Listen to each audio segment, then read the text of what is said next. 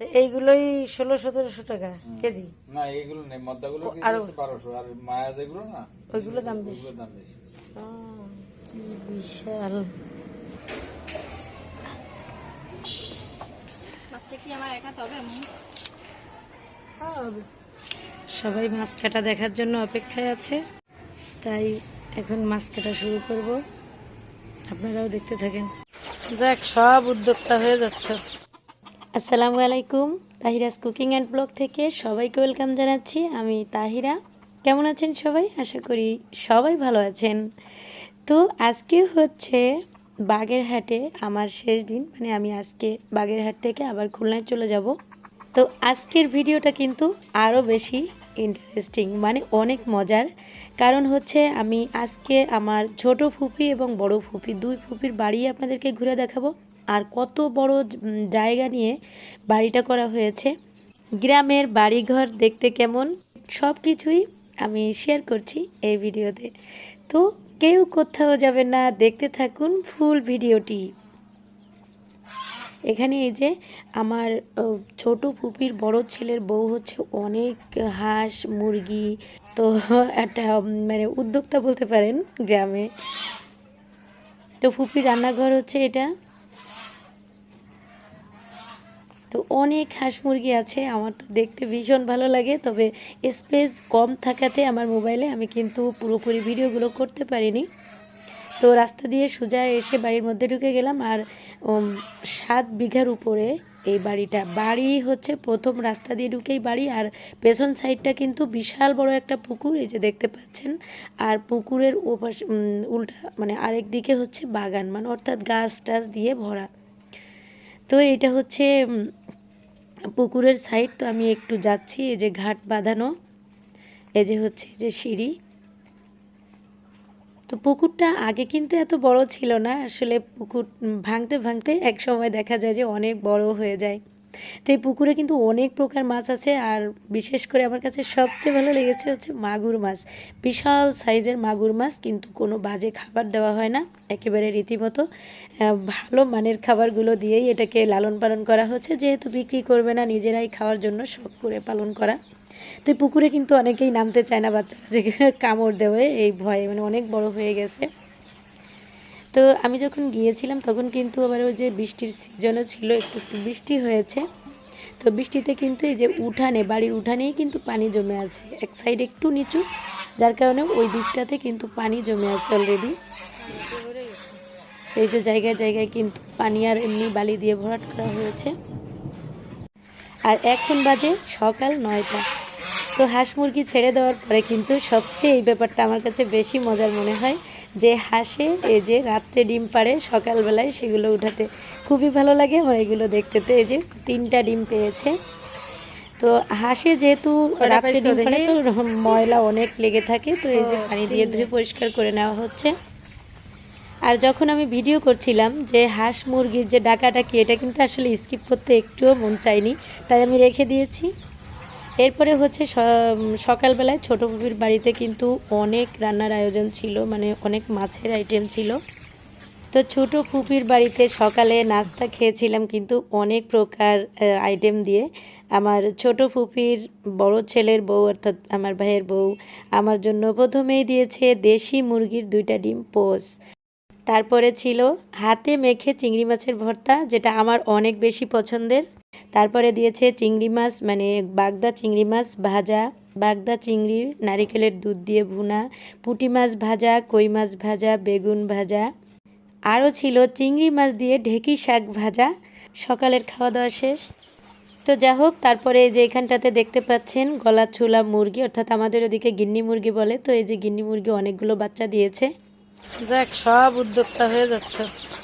এরপরে চলে এসেছি সেখান থেকে বড় ফুপির বাড়িতে। আসলে আশেপাশেই সবাই কিন্তু থাকে, এই জন্য একবার গেলে সবাইকেই দেখে আসা যায় এক নজর করে।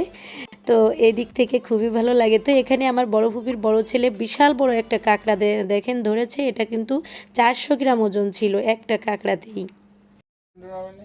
400। তো এইগুলোই 16-1700 টাকা কেজি। না এইগুলো নেই, মদ্দাগুলো কেজি আরো হচ্ছে 1200, আর মায়া যেগুলো না ওইগুলো দাম বেশি। ওইগুলোর দাম বেশি।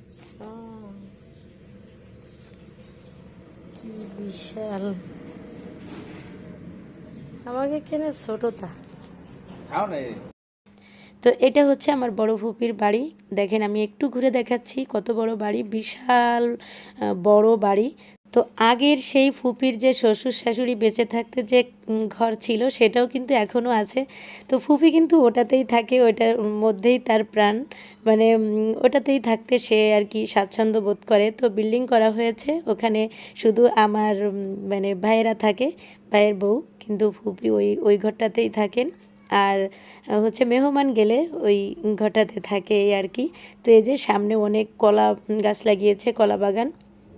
আর আমার বড় ফুপির হচ্ছে 3 ছেলে 1 মেয়ে।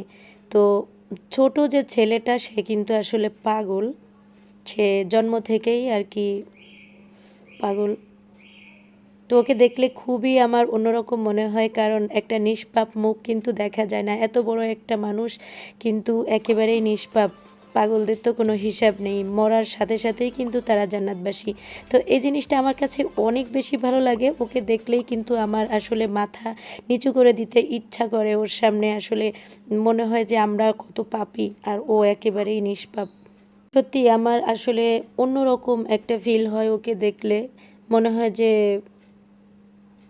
ওর ভাগ্য কত ভালো, আর আমরা জানি না যে আল্লাহর কাছে যে কি জবাব দিব। আর ও হচ্ছে মরা পর্যন্তই যা, মরে গেলেই সাথে সাথেই কিন্তু ও জান্নাতি। তো আসলে চোখের সামনে একটা জান্নাতি ব্যক্তি কে আর কি দেখি, এটা অনেক ভালো লাগে। তো এই যে পুরনো ঘরটা কিন্তু অনেক ভেঙে চুরেও গেছে। তা ওই যে পাগল নিয়ে আর কি ফুপু ওইটাতেই থাকে, কারণ ও হচ্ছে একটু ভাঙাচুরাও করে। এই যে হচ্ছে পুকুর ঘাট, ফুপি বড় ফুপুদের আসলে পুকুরে কিন্তু সিঁড়ি আছে, তো ওটা ভেঙে আস্তে আস্তে নিচের দিকে নেমে গিয়েছে। তো এটা দেখা যাচ্ছে না, পানিতে ভরে গেছে। আর এদিক থেকে লাগিয়েছে মিষ্টি কুমড়া গাছ, আর হচ্ছে লাগিয়েছে ধুন্দুল গাছ। তো দেখেন মিষ্টি কুমড়া হয়েছে গাছে, আর নিচে মাছ উপরের সবজি দারুণ একটা ব্যাপার। তো নিচে মানে পানি থেকে মাছ উঠিয়ে সবজি তুলে নিয়ে যে টাটকা রান্না করে খাওয়া যায়, তো খুবই ভালো লাগে। তো এই গাছে কিন্তু আবার এক সাইডে লাউ গাছও আছে, তো লাউ কেটে চিংড়ি মাছ দিয়ে রান্না করেছিল, ভীষণ টেস্টি হয়েছিল। আর এদিকে বড় একটা মাছ এই যে মাত্র লাফ দিল, পানিটা কিন্তু এলোমেলো হয়ে গেছে, একটু কচুরিপানা আছে ছোট ছোট। তা আমাদের বাগেরহাটের ওদিকে বেশিরভাগই দেখা যায় যে ওই ঘের বেড়ি করে আর কি, যে যেখানে যার জায়গা আছে মানে ঘের করে ফেলে, মানে মাছ ছেড়ে আর কি ঘের করে। তো এখানে পুকুরেও মাছ ছাড়া, আবার এই যে সাইড দিয়ে কিন্তু চিকুন করে আর কি কেটে এটা এখানেও চিংড়ি মাছ ছেড়েছে, আর উপরে কিন্তু সবজি চাষ করেছে। তো সব কিছুই কিন্তু আসলে আমার কাছে অন্যরকম লাগে। গ্রামের পরিবেশটা এত বেশি ভালো লাগে যেটা বলে বোঝানো যাবে না। আর গ্রামে গেলে আমার কেন জানি একদমই ইচ্ছে করে না আসতে, কিন্তু কিচ্ছু করার নাই, আসতে তো হবেই, তাই চলে আসি। তো এখানে ফুপিদের এখানে কিন্তু আমি দুপুরে ভাত খেয়েছিলাম, তারপরে আবার বিকালে চলে গিয়েছিলাম আমার খালার বাড়িতে। আমার খালাও কিন্তু আমার মানে আম্মার যে বড় বোন, সে কিন্তু আবার আমাদের এই এলাকাতেই বিয়ে হয়েছে। তো সেই খালার বাড়িতে ওখানে রাত্রে খেয়েছি, তারপরে আবার রাত্রে চলে এসেছিলাম বড় ফুপির বাড়িতে। পরের দিন সকালবেলা এখান থেকে আমরা মাছ কিনে নিয়ে সোজা খুলনায় চলে গিয়েছিলাম। তো এই হচ্ছে আমার বাগেরহাটের আর কি লাস্ট দিনের ভিডিও। তো এইটা হচ্ছে গোলফল গাছ। এই গাছটা কারা কারা দেখেছেন অবশ্যই কমেন্ট করবেন, আর কাদের অঞ্চলে এই গাছটা আছে। আসলে এটা তো আমি আমার জানা মতে যারা বাগেরহাট বা সাতক্ষীরায় বা সুন্দরবন এলাকা অর্থাৎ লবণ পানিতে কিন্তু এই গোলপাতা গাছটা হয়। তো এটা হচ্ছে আমার খালাবাড়ির পুকুরের এক সাইড দিয়ে হয়েছে। তো যাই হোক, বাগেরহাট যাওয়ার সময় গিয়েছিলাম আমার 3 ভাইয়ের মধ্যে যে বড়, তার সাথে।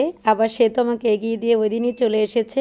আর যখন বাগেরহাট থেকে খুলনা যাই তখন কিন্তু আমাকে নিতে গিয়েছিল আবার আমার 3 ভাইয়ের মধ্যে যে মেজো সে। আর বাগেরহাট থেকে আসার সময় কিন্তু অনেক কিছু কিনে নিয়ে এসেছিলাম। তো কী কে কিনেছি আগামী পর্বে দেখতে পাবেন। তো খুলনায় এসে তারপরে দেখি যে আমার ভাই হচ্ছে শেরপুর থেকে এনেছে দই, তারপরে মিষ্টি। তো আসলে আমি নিব কি উল্টা ওরাই আমাকে কিনে খাওয়ায়, মানে এই হচ্ছে ভালোবাসার টান যাকে বলে। তো আমি গেছি আমি কিনে নিব, ওরাই উল্টে আমাকে কিন্তু কিনে খাওয়াচ্ছে। তো মিষ্টিগুলো অনেক বেশি মজা ছিল। আর যেহেতু আমার ডায়াবেটিক্স, তো ওটা মাথায় রেখেই হালকা মিষ্টিতেই এই মিষ্টিগুলো এনেছে। আর দই আমার অনেক বেশি পছন্দ, এজন্য দই এনেছে। তো এটা অনেক বেশি মজার। সে ফুডের দই মিষ্টি আপনার যত আইটেম আছে সব কিছুই একটু অন্যরকম টেস্ট। যেহেতু ওরা সরাসরি কিন্তু ওদের নিজস্ব আর কি ফার্ম আছে, ওই ফার্ম থেকেই সরাসরি দুধটাকে জাল করে তারপরে নির্ভেজাল সব কিছুই তৈরি করে। তো অনেক বেশি মজা এই মিষ্টি দইটা। আর টক দই যেটা, ওটাও অন্যরকম, মানে উপর দিয়ে কেমন যেন ঘি জমে থাকে। তো এখানে ওই যে আগের দিন ফালুদা বানিয়েছিলাম, সেই ভিডিওটা আপনাদেরকে দিয়েছি। তো ফালুদার সাথে কিন্তু আবার আমরা একটু দই নিয়েছি এর মধ্যে। তো খেয়ে দেখলাম যে ভালোই লাগতেছে, খারাপ লাগছে না। তো একটু দইও নিয়েছি, আইসক্রিম নিয়েছি, কিছু আনারদানা নিয়েছি, আপেল কুচি, কলা, এই দিয়ে আবার খাচ্ছি। মানে ওই দিনের ফালুদাটা আসলে ছিল, তো আম্মা কী করছিল যে ফ্রিজে রেখে দিয়েছিল। তো যখন এসেছি তারপরে আবার বের করেছি। তো বৃহস্পতিবারে চলে এসেছি বাগেরহাট থেকে খুলনা, শুক্রবারটা থেকে শনিবার সকালবেলায় এই যে আমি চলে আসছি ঢাকার উদ্দেশ্যে। তো ওখান থেকে কি কি আনলাম সব কিছুই আপনাদেরকে শেয়ার করব আগামী ভিডিওতে। তো আগামী ভিডিও কিন্তু একটু দেখতে ভুলবেন না, তাহলেই কিন্তু অনেক মিস করবেন অনেক কিছু। তো এই যে এইটা হচ্ছে, আমি এখন চলে এসেছি পদ্মা সেতু সম্ভবত। তা পদ্মা সেতুতে উঠবো আর কি আর কিছুক্ষণের মধ্যেই। তা আমি কিন্তু দৌলতপুর থেকে সুহাগেই উঠেছি, এবারও যাওয়ার দিনও সুহাগ বাসেই উঠেছিলাম, আবার আসার দিনও সুহাগ। দৌলতপুর টু আবদুল্লাপুর, আবদুল্লাপুরে এসে নেমেছি, মানে উত্তর আবদুল্লাপুরে। আর আমার বাসা হচ্ছে টঙ্গীতে। তো আমি আসার সময় কি কি এনেছি সব কিছুই আগামী ভিডিওতে দেখতে পাবেন। আর ভিডিওটি কার কাছে কেমন লাগলো অবশ্যই কিন্তু কমেন্ট বক্সে লিখে জানাতে একদমই ভুলবেন না। ভালো লাগলে অবশ্যই আমার চ্যানেলটি সাবস্ক্রাইব করবেন, আর একটা লাইক দিতে কেউ ভুলবেন না প্লিজ। একটু কিপটামি না করে একটা লাইক দিয়ে দিবেন। সবাই ভালো থাকবেন, সুস্থ থাকবেন, এই কামনায় বিদায় নিয়ে নিচ্ছি। দেখা হচ্ছে নেক্সট ভিডিওতে। আল্লাহ হাফেজ।